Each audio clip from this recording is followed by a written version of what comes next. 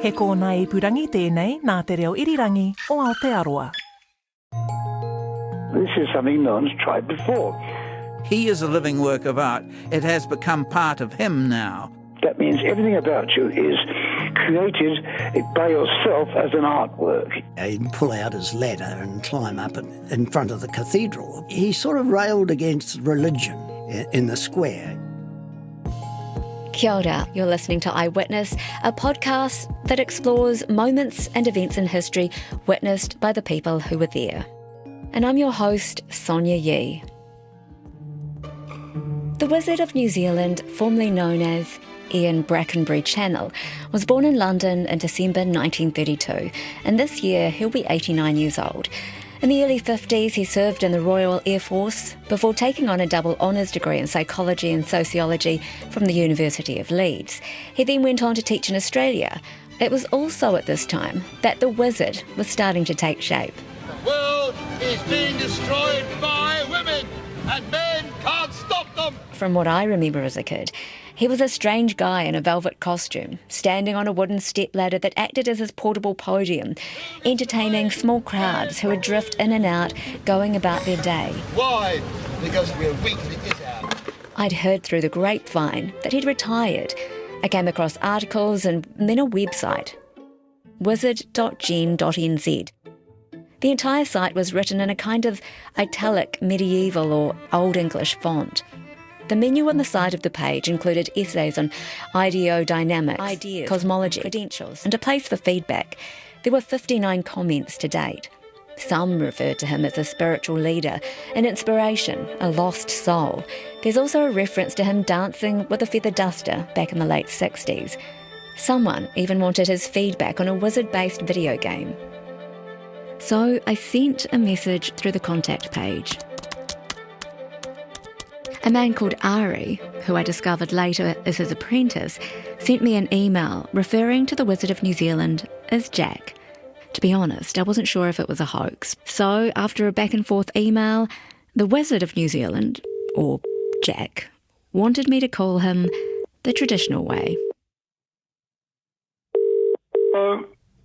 Hello, Jack? Yep, Sonia, isn't I it? just want to clarify something first, because when I looked up your name, the name that comes up is Ian Brackenbury Channel. I haven't used that name for about 40 years, actually. It hasn't been official or legal. And that's because all of his documents now read... First name V, family name Wizard of NZ. And that's been my citizenship ceremony. It's gone right through when I got my QSM, that was the name given. That QSM was awarded in 2009. But getting back to business, or at least the basics. So do I call you Jack, or...? Jack, yeah. It's the same name as Ian, actually, but I prefer Jack. Now that we've got that sorted, when Jack was transitioning into the Wizard, he'd just started teaching at the University of New South Wales. That was in 1969. There was a dramatic social shift happening around him. All hell broke loose from the student power movement. Hippies everywhere. It was really extraordinarily unusual time. And I'd just been engaged to start the new department of social science and sociology. So I specialised in religion and revitalisation movements. Where people were pushing back against the status quo, the time was ripe for something no one had ever tried before. A different form of change.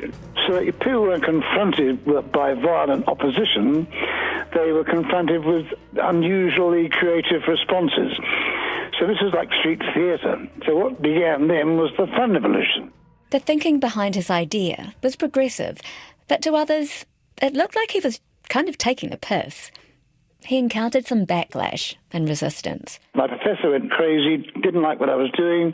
The administration thought it was great, so did the student union, and the academics were not happy that this fun stuff going on the campus, even though it stopped the occupations and the violence. What did you want to change, though? I wanted to lessen the bureaucracy. The main problem was people were proceeding along incredibly difficult ways of dealing with issues. Instead of being efficient and getting on with the job and being informal, they proceeded along these bureaucratic tracks. For Jack, being the Wizard wasn't quite enough. He wanted to build an aesthetic, and in his mind, that meant total immersion. Therefore, you justify it as art. The Living Work of Art title was given to me by the Union Council of Melbourne University in 1972. They made the appointment as Living Work of Art. Also, shaman or prophet, so I had both titles. So the next step was an appointment to see the director of the National Gallery. Eric Westbrook, at the time in Melbourne, talked about this project. He was most interested in the idea. He contacted the Metropolitan Museum in New York about what was going on. And they all bought into the concept. And they thought this is something no one's tried before. To become a living work of art. That means everything about you is created as an artwork. Your identity is only one thing. You need to have a whole lifestyle with your family, your friends, your own universe you live in, the way you see the world, has to be all turned into something aesthetic rather than morally necessary or rational. And Westbrook was actually interested. He thought it could be an excellent way to teach people what art really means. But one of the ways in which Jack was to fully implement this project was by moving to a place where no one knew anything about him. He'd say goodbye to the life he had once known and start afresh. So, why Christchurch? Well, it was actually my ideal community. It was founded by romantics in the 19th century who really loved art and debate and argument. They were very much like me. And what's more, it had a public square that was to become a platform for his work. And this is where free speech becomes really important. Oh, Satan, leave this poor woman. She is so frightened. She has found that Satan gives her a nice big crowd of people. Now, that is the ideal theatre for a living work of art. Only if you adapt your communication to witty, provocative and humorous exaggeration can you really get a crowd to respond strongly. The central space in front of the Christchurch Cathedral became his second home. Wrote to the council, made approaches, showed them all my documents and all the recommendations I had, and they said, you can't speak in the square, you need a licence. So 1974 was the first year you appeared in the square. And what did you talk about? Well, I talk about things that are going to really annoy the government. I'm a monarchist. Now, I know the government wants to get rid of the monarchy and bring in a republic. It gives them more power. So I also know that New Zealand is currently saying we're an independent nation. We have nothing to do with Britain. We're free. We're Kiwis now. They took the word British off all the passports in the 1950s. They told people the British Empire was an evil institution and they preferred America or United Nations and so on. Now, my comments were to praise the British Empire, especially in their fight against the Nazis, to praise the monarchy as a form of government which is not based on money and power but has something more aesthetic, more beautiful and more religious than republicanism has. So I was making all these comments knowing I'd infuriate the school teachers, the university academics and the politicians. But it didn't upset the people. They loved it. So it was me and the peasants, I call them peasants, versus the elite. And I did it aesthetically, always with gestures and mime and music. But becoming a mainstay of the square didn't come without a fight. But that was all part of the plan, to create a space for social change that could be activated. And after 3 months of desperate attempts to arrest me, which failed because I made such fun of the whole thing, they finally made free speech part of the Christchurch City Square's function. The hardest part was not giving the game away, which was important for the project.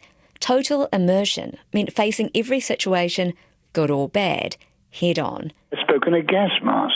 I spoke in French. I spoke in tongues. I spoke mime. I was in a cardboard box, speaking inside the box. Because I'm using fun as my main technique to avoid confrontation with unimaginative, boring bureaucrats, I had to use fun, and the crowds were getting bigger and bigger and laughing.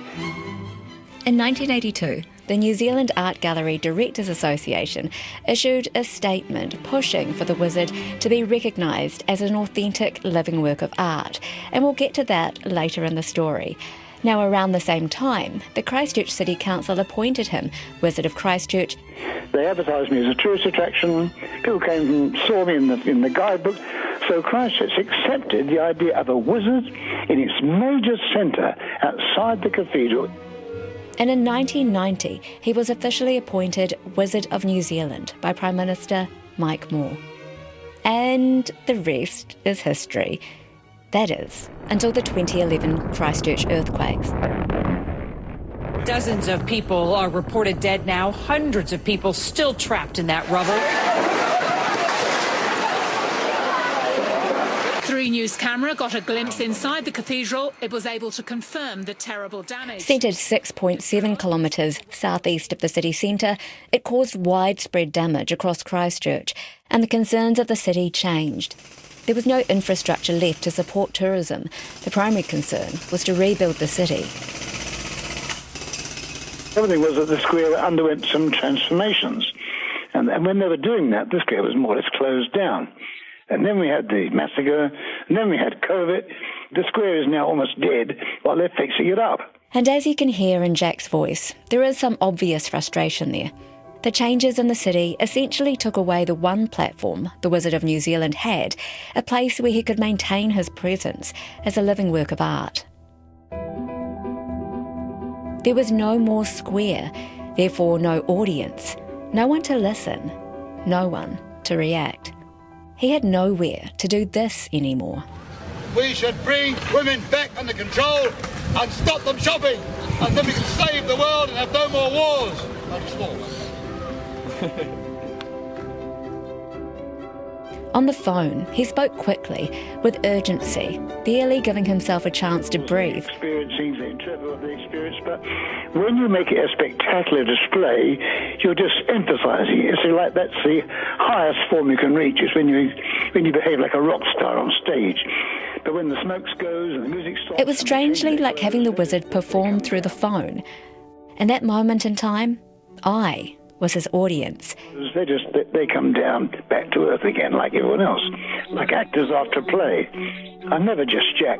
I'm always a mixture of the various roles that I occupy, but I'm not stretching the roles out to make them important. And I couldn't help but feel the Wizard of New Zealand and the art project was slipping away. The place that rejoiced in his presence, the city of Christchurch, had changed, and the community's needs had shifted too. First of all, they cut me out from all the guidebooks, so I shouldn't be speaking because they didn't like what I was saying. But they couldn't say what it was they didn't like. They just said, he upsets people. I'm never allowed to speak anywhere. No one should say anything. They keep me quiet. They tell people I'm an idiot or something. So it's a battle. After our interview, I had to do some more digging, and looking through his website reinforced what I'd just heard. There was one comment that rang loud and clear. I know what you mean about being cancelled. It's a battle, but this means things are moving towards some sort of tipping point, and I feel that this is coming now. But while Jack, the Wizard of New Zealand, seems to have gotten lost down the rabbit hole, there are people who were on board the project.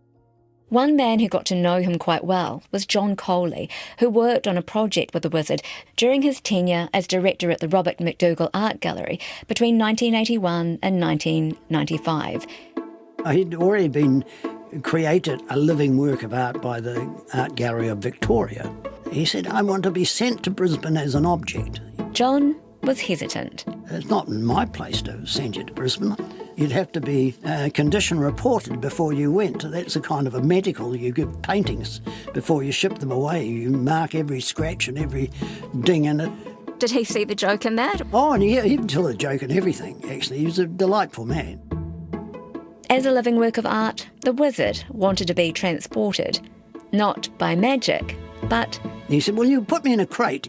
And while the Wizard's idea was just far too risky for everyone involved, John came up with the perfect solution.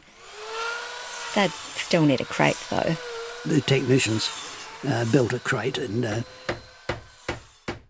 put holes in it so he could breathe, and he fitted inside. And I remember it vividly. He did it in the back of the gallery. The Wizard and the public were transported through the power of illusion and a creative and entertaining publicity stunt.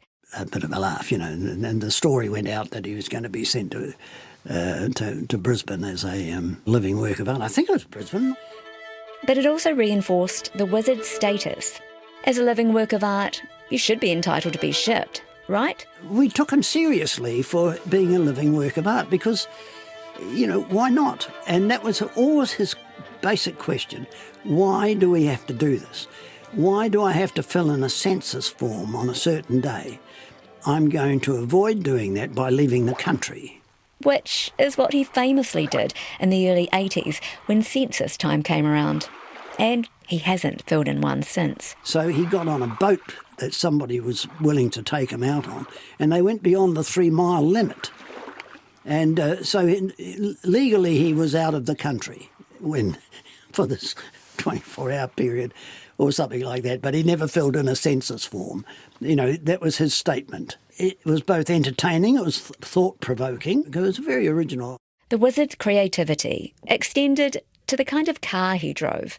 The push-me-pull-you Beetles Volkswagen he had, which was 2 Volkswagen cut down the middle in half and joined together again, so you didn't know whether it was coming or going, which end it was.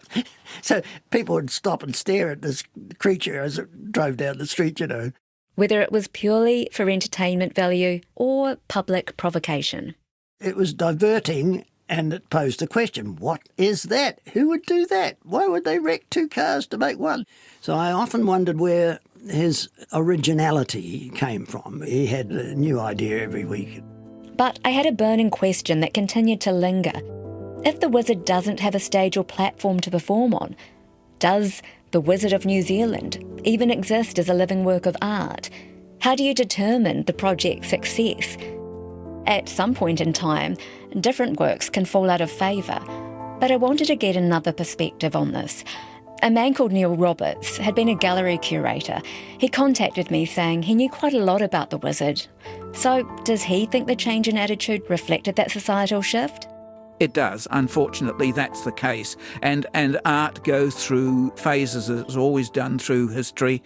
But as a living work of art, he only has any identity when he is performing. People passing him in the street won't say, oh, there's the living work of art. The living work of art has to perform to have any reality. The living work of art doesn't exist when Jack returns to his ordinary life, as he does from day to day. And that, of course, is related indirectly to conceptual art anyway. Back in the 1960s, into the 70s, that was on a cusp of the whole movement of contemporary art expanding its horizons. Anything went in terms of ideas. Since that time, of course, there's been a settling down period.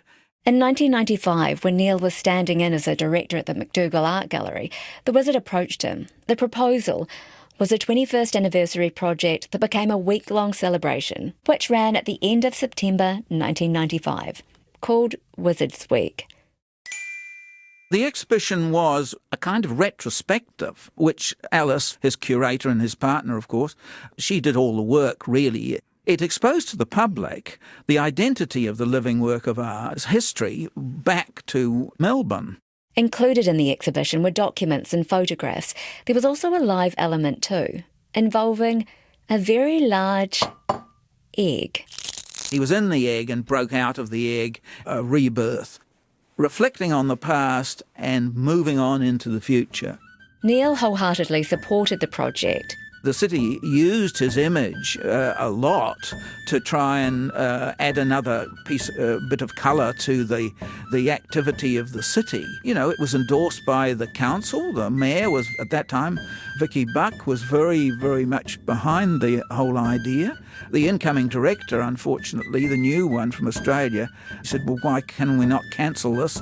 I said, no, it's too far advanced now.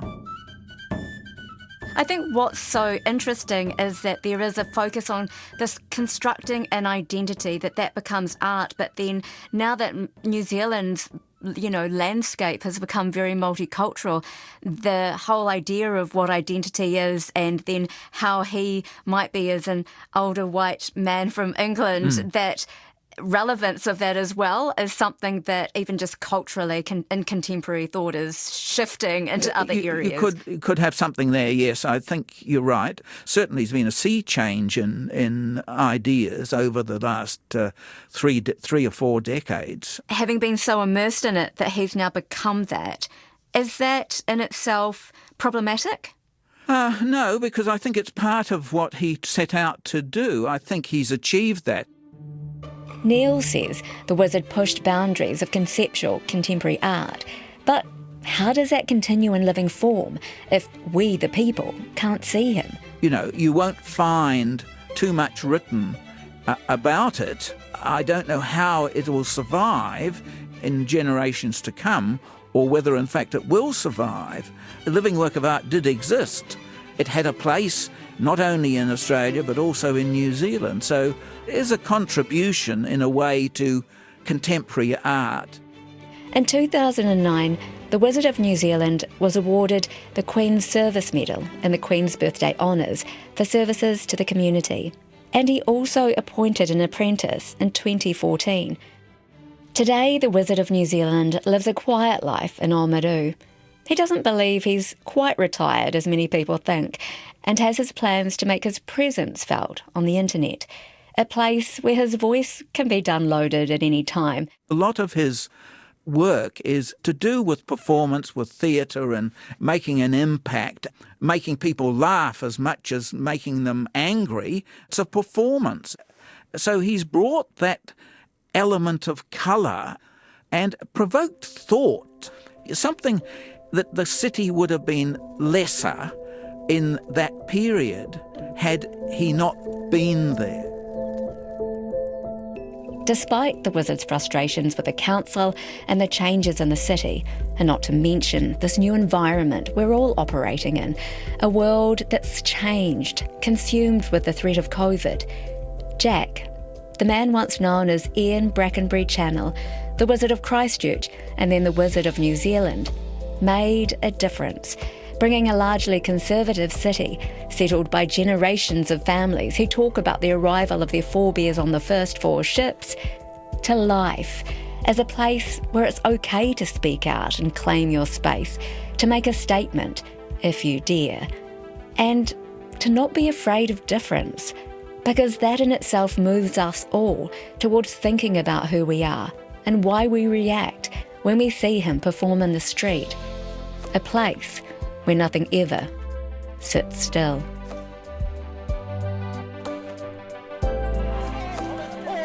Oh, Satan, leave this poor woman. She is so frightened. God will bring she has us found tsunami. that Satan gives He her will a bring nice us tsunami. You heard Neil Roberts, John Coley and the Wizard of New Zealand, and the sound engineer was Phil Benj, and I'm your host and producer, Sonia Yee.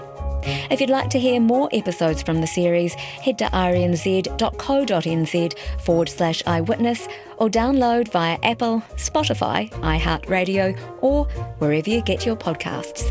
Catch you next time.